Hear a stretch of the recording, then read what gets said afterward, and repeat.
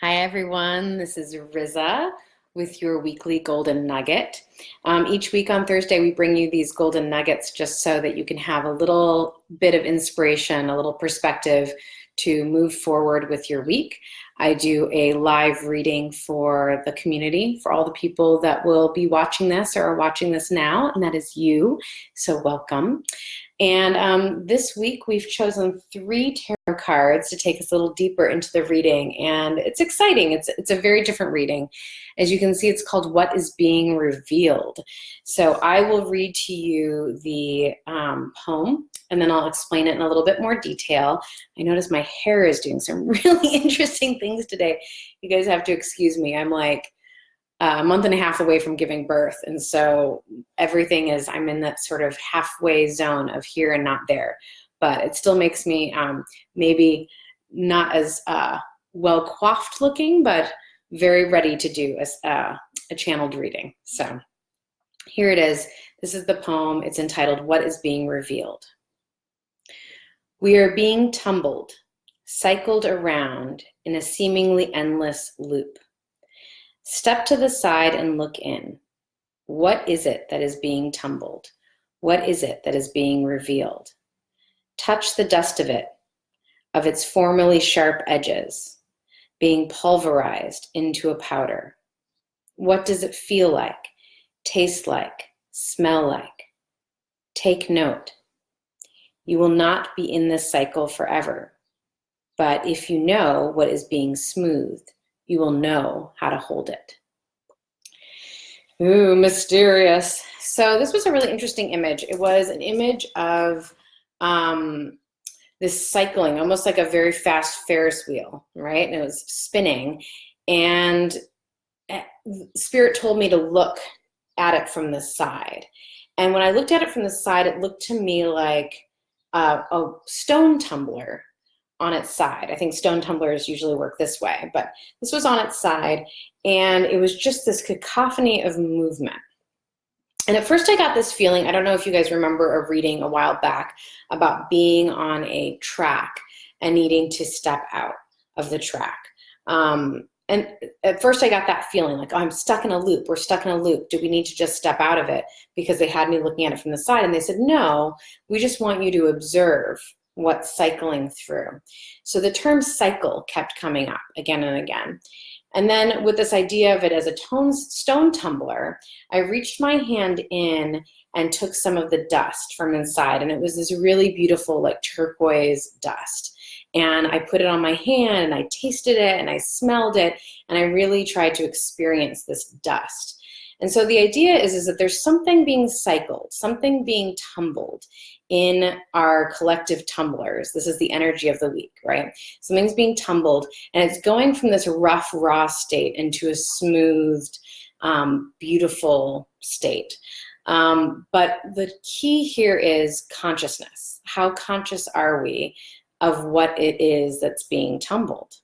So if we can zoom out, if we can step to the side of our own process and we notice, what is the tumultuous energy that's moving through our lives? What is it that feels unsettled or problematic or challenging right now?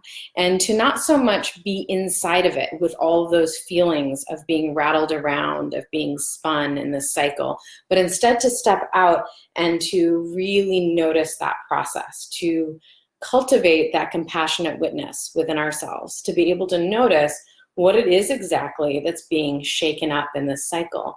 And then we can engage with it in a really proactive way so that when this current cycling completes and that tumbled stone can be extracted from the tumbler, we have something that we can really hold on to. You know, I got this image of like that worry stone that one would carry in their pocket, something that they would rub between their fingers and be able to connect with, right? And so then our reading takes it a step further with our cards. I notice I always try to keep it a little bit secretive, and then somehow Facebook algorithm, Facebook little gnomes that live inside the Facebook mechanism always picks the image of me showing the card to you guys face front. And so half the time my secret is blown anyway, but I'm gonna try it. So this time the council told me to pick 3 cards, and I think you'll notice a really interesting relationship between these cards, and in relationship to our reading as well. So the first card I picked was the Lovers. See if you can get a really good look at it. And the Lovers is all about balance and about change and about commitment, obviously, but really the joining or the union of opposites. And so this, in reference to our reading, made me think of the sharp, sort of raw version of what's being tumbled and the smooth, finished version of what's being tumbled, in these 2 different states of being. And so I thought that was interesting. Now, the next 2 cards bring a slightly different reading to this card. And the next card that I picked is the Knight of Chalice, and then quickly after picked the Empress. So let's get these cards up in your grill so you can see them. Okay, the King of Chalices and the Empress. So the King of Chalices is the water element, obviously, so it's all about emotion. And the Knight, did I say the King? I meant the Knight. The Knight of Chalices is all about, you know, he's basically an apprentice. He's not the king or the queen, so he's not in the master stage, but he is a masculine figure, and so he is more on the action side of the quadrant. And his personality, the personality of the Knight of Chalices, is leading by intuition. So going with what you feel and acting from a place of feeling. Now, interestingly, the Empress is, you know, it's a major arcana card. It's arcana card number 3, Roman numeral 3. And the Empress is all about cycles, which is really interesting. She's all about the cycles of life and death. So you see her surrounded by the bunnies. Let's see. It's like this camera is exactly reversed of what I think it's going to do. So this is always my comical relief here, is trying to get the card up in the camera. So the Empress is all about the cycles. You can see the bunnies, the sort of is symbol of fecundity, the symbol of, you know, reproduction and birth and spring and newness. But then you also see the raptor flying above her, which is in relationship to the bunnies, a sign of death. And so the Empress really understands the cycles of life, the cycles of giving and receiving, the cycles of birth and death, sacrifice. And so this is a really interesting, it's kind of beautifully juxtaposed from our societal expectations of gender, right? So the masculine figure is much more on the emotional side, intuitive side, the sort of dreamy, like go with how you feel sort of side, which we also usually associate with more femininity. And then we have the Empress that is much more in this telling of the feminine power, is much more stoically aware of transition.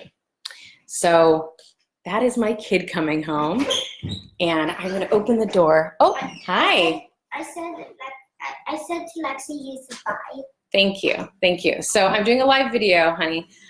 So that's my message. We did it right up against the line of my kid coming home from school.